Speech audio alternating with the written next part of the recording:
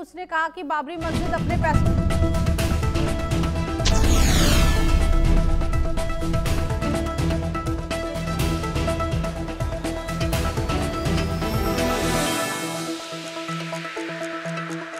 नमस्ते, HNN news देख रहे हैं आप। मैं हूं आपके साथ नीतू गुप्ता। 3 बजे की 3 बड़ी खबरों की शुरुआत करेंगे इस बुलेटिन में। आज आपको बताएंगे कि कौन कौन सी वो 3 बड़ी खबरें हैं जिसे विस्तार से आपके सामने रखेंगे। सबसे पहले आपके टीवी स्क्रीन पर आपको नजर आ रहा होगा मौलाना मदनी का चेहरा। विवादित बयान सामने आया है मौलाना मदनी का, और उन्होंने कहा है कि स्कूल में अब जिहाद पढ़ाई जाए क्योंकि ये धार्मिक शब्द है। आखिर इसके पीछे की वजह क्या है, क्यों ये विवादित बयान एक बार फिर से मौलाना महमूद मदनी दे रहे हैं, इस बुलेटिन में बताएंगे। दूसरी खबर दिल्ली से जुड़ी हुई है। दिल्ली में एमसीडी उपचुनाव हो चुके हैं, नतीजे आ गया और नतीजे ये बता रहे हैं कि एक बार फिर से बीजेपी की बम्पर जीत हुई है। हालांकि नुकसान 2 सीटों पर हुआ है बीजेपी को। पिछले एमसीडी चुनाव में बीजेपी को 9 सीटें मिली थी, इस बार 7 सीटें मिली है। तो नुकसान की वजह क्या है, इस बुलेटिन में आपको आगे बताएंगे। तीसरी खबर यूपी से है। योगी सरकार का दिव्यांगजनों को तोहफा आज मिला है। उत्तर प्रदेश सरकार जब दिव्यांग स्टूडेंट्स के बीच पहुंचे, यानी कि सीएम योगी आदित्यनाथ जब दिव्यांग बच्चों के बीच पहुंचे तो उन्हें चॉकलेट्स, उन्हें बुक्स दी है। और इसके साथ ही साथ विश्व दिव्यांग दिवस पर सीएम योगी आदित्यनाथ ने क्या कुछ कहा है वो भी आपके सामने रखेंगे। और सबसे पहले उस विवादित बयान की बात कर लेते हैं जो जमीयत उलेमाए हिंद के प्रमुख की तरफ से दी गई है। मौलाना महमूद मदनी ने एक कार्यक्रम में जिहाद, देश की राजनीति और स्कूलों के पाठ्यक्रम पर तीखी टिप्पणी की। उन्होंने कहा कि देश भर के स्कूलों में जिहाद की सही अवधारणा पढ़ाई जानी चाहिए ताकि इसे आतंकवाद से जोड़ने की गलतफहमी दूर हो सके। मदनी के अनुसार जो लोग जिहाद का विरोध करते हैं वो गद्दार हैं और समाज में नफरत फैलाने का काम कर रहे हैं। उन्होंने कांग्रेस के घटते जनाधार पर भी सवाल उठाए। उनके इन बयानों ने राजनीतिक और सामाजिक हलकों में नई बहस छेड़ दी है।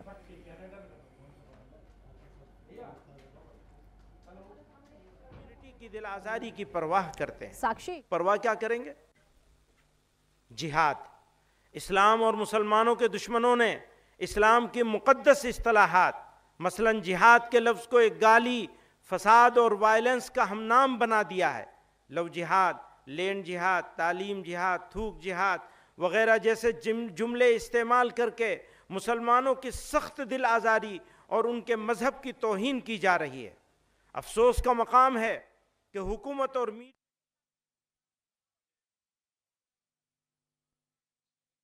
शर्म महसूस नहीं करते और नए। तो मौलाना मदनी का ये विवादित बयान आपने सुना। इससे पहले मौलाना मदनी ने कहा था कि जब देश में जुल्म होगा तो जिहाद होगा। अब मौलाना मदनी कह रहे हैं कि स्कूलों में जिहाद पढ़ाई जानी चाहिए। वंदे मातरम का विरोध किया है और कहा है कि वंदे मातरम मुर्दा कौम पढ़ती है, जिंदा कौम हौसला बुलंद रखती है। तो ये एक बार फिर से विवादित बयान जो है वो मौलाना मदनी का सामने आ रहा है। लगातार बैक टू बैक इस तरह के बयान, आखिर इसके पीछे मंशा क्या है मौलाना का? देश में ये विभाजनकारी नीति लाने की कोशिश हो रही है क्या? आखिर देश को बांटने की कोशिश मौलाना मदनी क्यों कर रहे हैं? जिहाद से इतना प्यार मौलाना मदनी को क्यों है?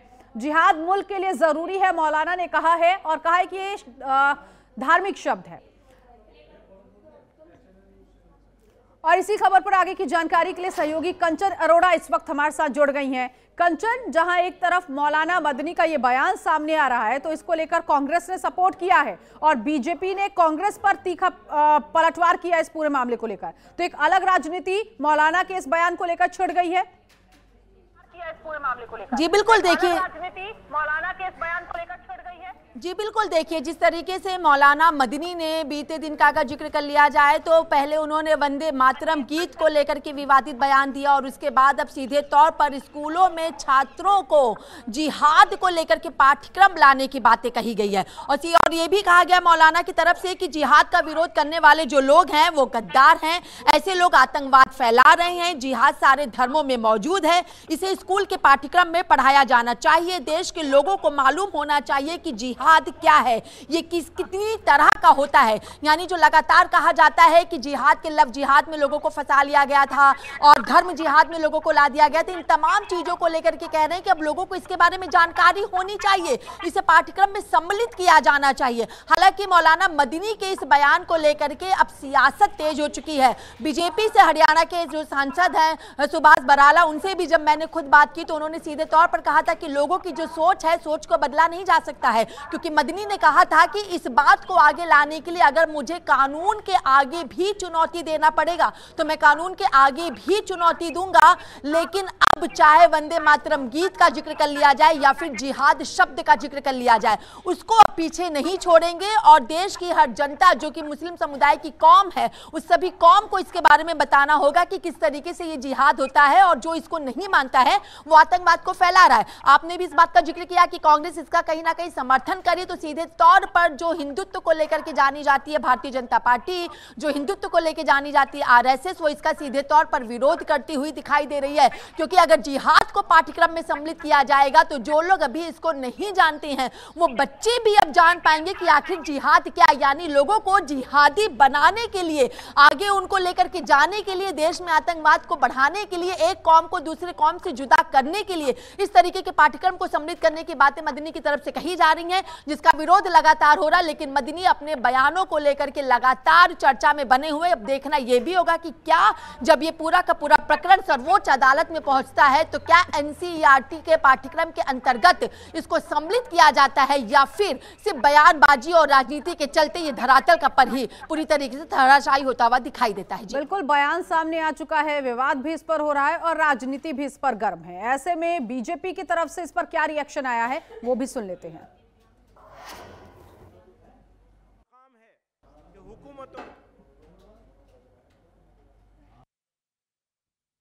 भारत संविधान से चलता है।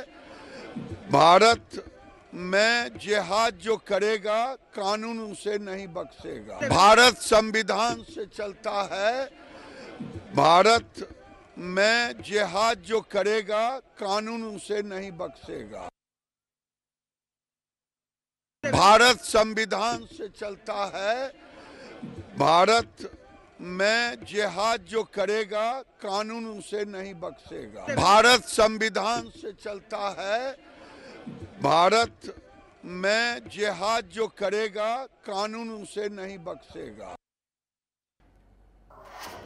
तो गिरिराज सिंह को आपने सुना, जिन्होंने कहा कि भारत संविधान से चलता है, जिहाद जो करेगा कानून उसे नहीं बख्शेगा। तो अब ऐसे में ये नई राजनीति शुरू हो गई है। कंचन, बहुत शुक्रिया, आप हमारे साथ जोड़ी।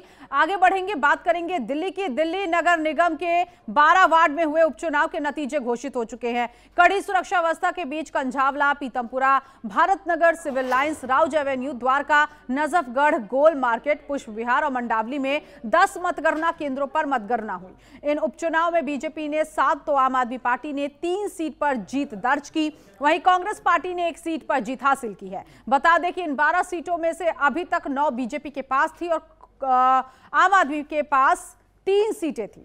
आम आदमी पार्टी 3 सीट जो हासिल की है वो बरकरार है। इस तरह से बीजेपी को 2 सीटों पर नुकसान हुआ है। तो एमसीडी उपचुनाव, जहां 7 सीटों पर भारतीय जनता पार्टी की जीत हुई है, 12 वार्ड का जो ये उपचुनाव हुआ था इसमें परिणाम सामने आ चुके। बीजेपी को 7 सीट मिली है, 2 सीटें गंवा दी है बीजेपी ने। आम आदमी पार्टी को 3 सीटें मिली है और कांग्रेस के खाते में 1 सीट गई है। तो एमसीडी उपचुनाव जिसको लेकर काफी रस्साकशी देखने को मिली, काफी हो हंगामा देखने को मिला, और अब ऐसे में जब चुनाव हुआ है तो रिजल्ट भी सामने आ चुका।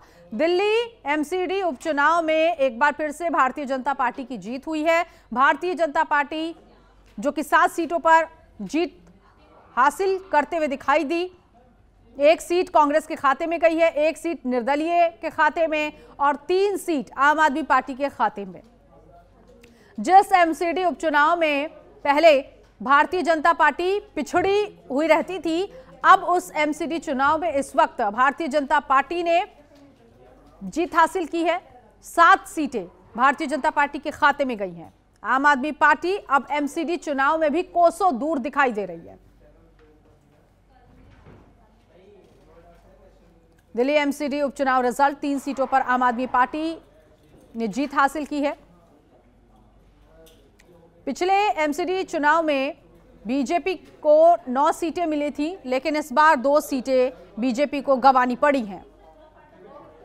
12 वार्ड में यह उपचुनाव हुआ था। सीएम रेखा गुप्ता जो कि उपचुनाव में शामिल हुई थी, उन्होंने अपना वोट कास्ट किया था और जब चुनावी रिजल्ट सामने आया है तो भारतीय जनता पार्टी 2 सीट नुकसान में रही है, लेकिन फिर भी जीत बीजेपी को नसीब हुई है। 7 सीटें भारतीय जनता पार्टी जीत चुकी है। तो कंझावला, पीतमपुरा जो ये सीट है, यहां पर उपचुनाव हुआ। भारतनगर, ये वो तमाम एमसीडी उपचुनाव वाली सीटें जहां पर बीजेपी ने जीत हासिल की है। तो ये बड़ी बातें इस रिजल्ट की हम आपको बता रहे हैं कि दिल्ली एमसीडी उपचुनाव का रिजल्ट आ चुका है, जिसमें एक बार फिर से बीजेपी बाजी मारते हुए दिखाई दे रही है।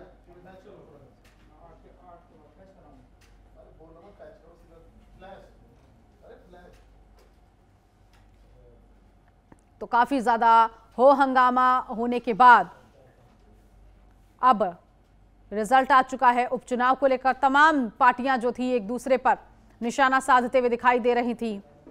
सभी ने अपनी अपनी जीत का दम भरा था, लेकिन भारतीय जनता पार्टी को एक बार फिर से जीत नसीब हुई है। एमसीडी इलेक्शन में भी बीजेपी को ये जीत हासिल हुई। 7 सीटें भारतीय जनता पार्टी जीत चुकी है। आम आदमी पार्टी को 3 सीटें मिली। पिछले बार जब एमसीडी चुनाव हुआ था उसमें भी आम आदमी पार्टी के खाते में 3 सीटें ही गई थी। अभिषेक आनंद इस वक्त हमारे साथ सहयोगी जुड़ गए हैं इसी खबर पर आगे की जानकारी के लिए। 2 सीटें गंवानी पड़ी हैं, लेकिन उसके बाद भी जीत मिल चुकी है बीजेपी को। अभिषेक, कौन कौन सी सीट पर बीजेपी जीती है? आम आदमी पार्टी को जो 3 सीटें मिली है, क्या वही 3 सीटें जिस पर एक बार फिर से जीतती हुई आम आदमी पार्टी दिखाई दी, या ये सीटें बदल चुकी हैं? और कांग्रेस के खाते में जो 1 सीट गई है वो कौन सी सीट है?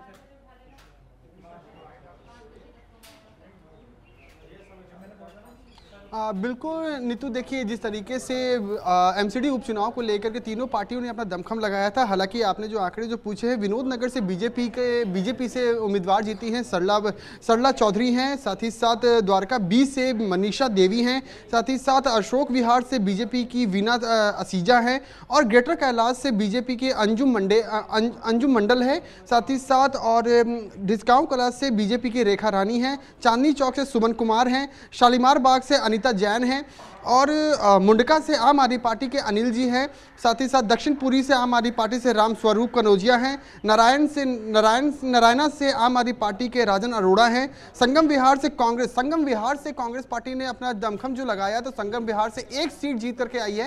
हालांकि जो निर्दलीय से जो उम्मीदवार थे इमरान, जो उन्होंने साफ तौर पर यह कहा था कि इस बार जो है वो कहीं ना कहीं हम लोग जीतने वाले हैं, क्योंकि पहले जब शुएब जो वहां पर से आम आदमी पार्टी के पहले से ही विधायक थे, लेकिन टिकट कटने की वजह से कई नाराज भी चल रहे थे। तो ऐसे में जिस तरीके से उन्होंने शेर छाप जो है उन्होंने निकाला, निर्दलीय से उन्होंने चुनाव जीता, और लगातार जो है वो जनता के साथ में रूबरू भी हुए। आम आदमी पार्टी के बारे में कई सारे ऐसे बातें भी उन्होंने कहा। जब उनसे मेरी बातचीत हुई तो उन्होंने कहा कि कहीं ना कहीं आम आदमी पार्टी जो है अपने विचारधारा से वो कहीं ना कहीं भटकती हुई नजर आ रही है। यही एक मुद्दा रहा है जिसके वजह से उनको दिल्ली में भी उनको हार का सामना करना पड़ा। जो आंकड़े जो आने चाहिए। ठीक है अभिषेक, जो 2 सीटें पिछली 9 सीटें थी भारतीय जनता पार्टी के खाते में, वो 2 सीटें कौन सी हैं जो कि अब हाथ से छूट चुकी है?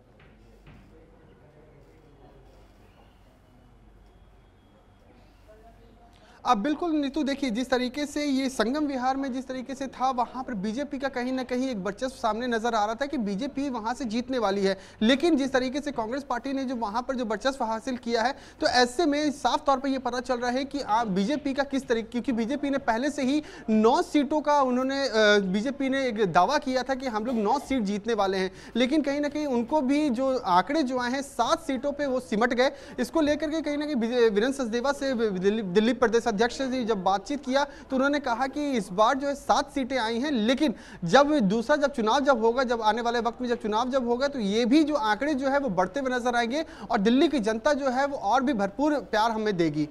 बिल्कुल। और नुकसान की वजह क्या निकलकर सामने आ रही है अभिषेक?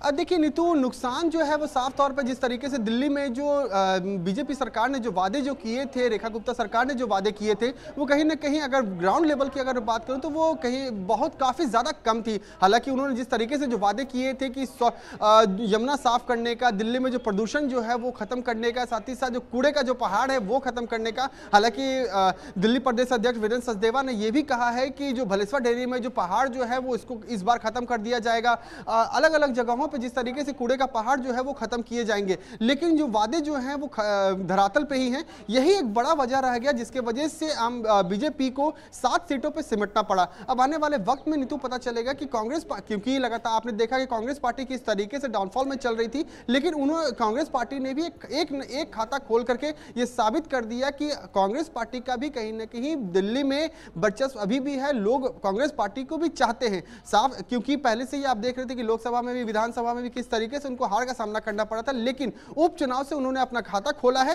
तो अब देखने वाली बात होगी कि आने वाले वक्त में किस तरीके से कांग्रेस पार्टी उभरती है, आम आदमी पार्टी उभरती है या बीजेपी उभरती है। नीतू, ठीक है, बहुत शुक्रिया अभिषेक इस जानकारी के लिए। तो 12 वार्ड में उपचुनाव हुए थे, एमसीडी उपचुनाव, जिसका रिजल्ट आ गया और इसमें 7 सीटें जो है वो भारतीय जनता पार्टी के खाते में गई हैं। यहां रुकेंगे एक छोटे से ब्रेक के लिए, फौरन हाजिर होंगे कुछ और खबरों के साथ।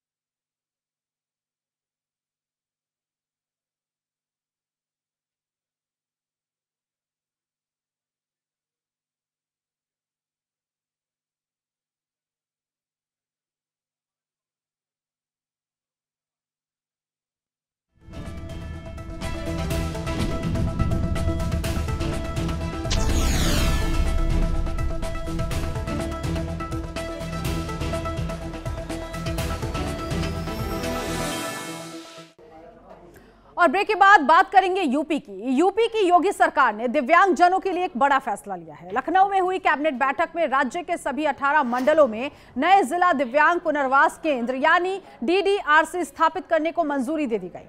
फिलहाल 38 जिलों में ये केंद्र चल रहा है, लेकिन कई जगह समस्याओं की वजह से सेवाएं प्रभावित हो रही थी। लेकिन अब प्रदेश ने एक नया जिम्मा उठाया। प्रदेश सरकार ने पूरे ढांचे को नए सिरे से मजबूत करने की तैयारी कर ली है, जिससे दिव्यांगजनों को सर्वे, पहचान, कृत्रिम अंग फिटमेंट, फिजियोथेरेपी, स्पीच थेरेपी, जरूरी दस्तावेज, सभी सुविधाएं एक ही जगह पर मिल सके। सरकार का दावा है कि इससे सेवाएं तेज और सरल होंगी। योगी आदित्यनाथ सरकार की तरफ से ये बीड़ा उठाया गया है। दिव्यांगजनों को आज तोहफा दिया गया। इसके साथ ही साथ सभी 18 मंडलों में नए DDRC स्थापित किए जाएंगे। इसका ऐलान भी सरकार की तरफ से किया गया। पुराने 38 केंद्र मजबूत ढांचे के साथ अपग्रेड होंगे। एक ही जगह पर सभी दिव्यांगों को सारी सुविधाएं मिल सकेंगी। ये सरकार की तरफ से जिम्मेदारी उठाई गई है। आत्मबल सबसे बड़ा बल होता है, सीएम योगी आदित्यनाथ ने आज अपने संबोधन में कहा। सरकार ने दिव्यांगों के लिए कई तरह के काम भी किए हैं। तो योगी सरकार का दिव्यांगजनों को तोहफा, योजनाओं का लाभ समय पर मिलेगा, ये मकसद है इसका। साथ ही साथ सभी 18 मंडलों में नए जो DDRC हैं, ये सेंटर दिव्यांगजनों के लिए खोले जाएंगे। और इन सेंटरों का जो फैसला है लखनऊ कैबिनेट की बैठक में पारित किया गया, ये फैसला मंजूर कर लिया गया। इसका मकसद ये है कि जो सुविधाएं चाहिए दिव्यांगजनों को, उनकी स्पीच ट्रीटमेंट को लेकर, इसके साथ ही साथ उनका आत्मबल, इसकी ट्रेनिंग जो है वो सब कुछ वहीं पर दी जाएगी। सेवाएं मजबूत करने की ये नई योजना सरकार की तरफ से लाई जा रही है। विश्व दिव्यांग दिवस के मौके पर सरकार ने ये दिव्यांग स्टूडेंट्स के लिए एक नई पहल की है।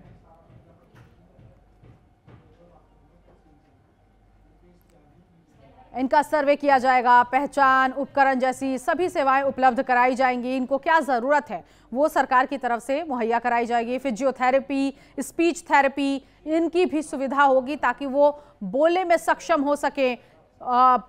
उनका जो शारीरिक उनका जो ढांचा है वो अच्छा हो सके, बेहतर हो सके, इसके लिए सरकार ये कदम उठाने जा रही है। और कई तरह की जो योजनाएं हैं, इन योजनाओं का लाभ उन्हें सही समय पर मिल सके, इसीलिए प्रदेश की योगी सरकार ने ये कदम उठाया है दिव्यांग स्टूडेंट्स को लेकर।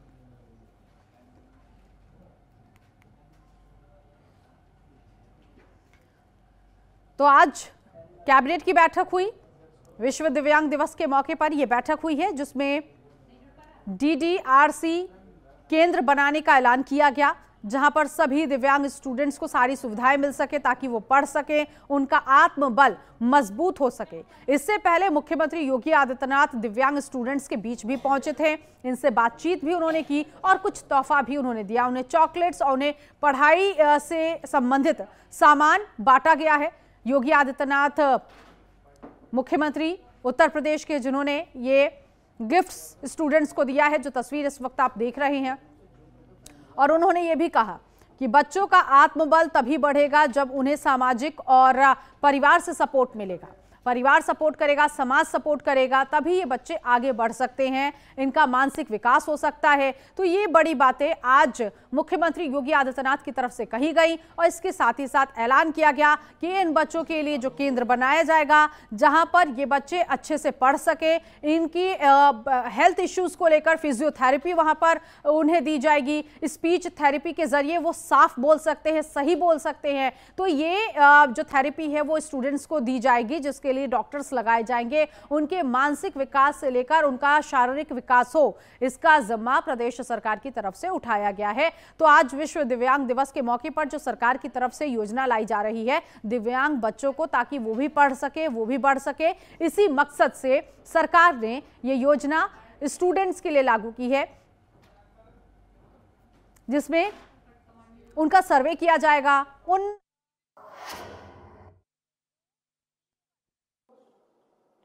आपने देखा होगा कि आदरणीय प्रधानमंत्री जी ने पहले दिव्यांग जन के बारे में लोगों की जो दृष्टि थी उसको बदला है। पहले विकलांग कह करके या कुछ अन्य भाषा का उपयोग करके लोग उन लोगों के प्रति एक दूसरी दृष्टि रखते थे। आदरणीय प्रधानमंत्री जी ने देशवासियों के सामने भाव रखा कि नहीं, अगर कहीं अभाव है तो ईश्वर ने उसकी प्रतिपूर्ति भी की है। हो सकता है कि शारीरिक रूप से उसका कोई अंग कमजोर होगा, लेकिन वह मानसिक रूप से परिपक्व है। आप उसे थोड़ा सा संबल दें तो आगे बढ़कर के अपनी सामर्थ्य से, अपनी शक्ति से, अपने आत्मबल से वह समाज के लिए और राष्ट्र के लिए अत्यंत उपयोगी होने वाला है। और यह सदैव से मान्यता रही, लेकिन बीच के कालखंड में हम लोगों ने विस्मृति के कारण उसका उपयोग नहीं किया। परिणाम रहा कि एक लंबे समय तक दिव्यांगजन शासन की सुविधाओं से वंचित रहे। अब याद करिए, व्हीलचेयर, ट्राईसाइकिल। और इसी खबर पर आगे की जानकारी के लिए लखनऊ से विशेष संवाददाता पुनीत मोहन हमारे साथ जुड़ गए हैं। पुनीत, जो सरकार की तरफ से प्रस्ताव रखा गया और जो सेंटर इन डिसेबल स्टूडेंट्स के लिए लाया जा रहा है, इसका काम क्या होगा, कैसे इन स्टूडेंट्स को आगे बढ़ाया जाएगा, जरा बताइएगा। देखिए, दिव्यांगजनों को समाज की मुख्य धारा से जोड़ने के लिए आज लगभग 500 बाईसाइकिल दिव्यांगजनों को दी गई है। इसके अलावा अनेक उपकरण दिए गए हैं और उनको सशक्त करने के लिए, मजबूत करने के लिए हर जिले में दिव्यांग सेंटर खोले जाएंगे, जिसमें सीधे तौर पर जो दिव्यांग है वो वहां अपना रजिस्ट्रेशन करा सकते हैं। पढ़ाई लिखाई की पूरी सुविधा मौजूद होगी, लाइब्रेरी इत्यादि मौजूद रहेगी। दिव्यांग सशक्तिकरण केंद्र रहेगा। दिव्यांग सशक्तिकरण केंद्र में इस तरीके से सुविधाएं जो दिव्यांगजनों को चाहिए। दिव्यांगजनों के बहुत से ऐसे बच्चे हैं जो पढ़ाई में अव्वल हैं, लेकिन कहीं ना कहीं सुविधाएं रह जाती हैं। में सरकार का जिम्मा बनता है कि उनको भी समाज के मुख्यधारा से जोड़े।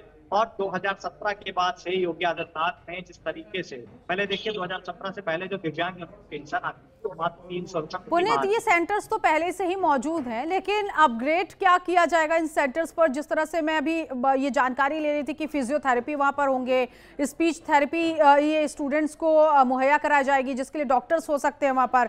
तो ये अपग्रेडेशन जो होना है, क्या खास होगा इसमें? दिव्यांग सशक्तिकरण केंद्र भले हर जिले में मौजूद है, लेकिन जो डिसेबिलिटी होती है उसका एक परसेंटेज होता है, जैसे बहुत से ऐसे दिव्यांग है जिनको अगर प्रॉपर ट्रीटमेंट मिले, यानी कि उनके साथ कोई वो काम करे, उनके साथ उनकी वोकैबुलरी कोई मजबूत करे, उनके साथ कोई अगर कम्युनिकेशन करे,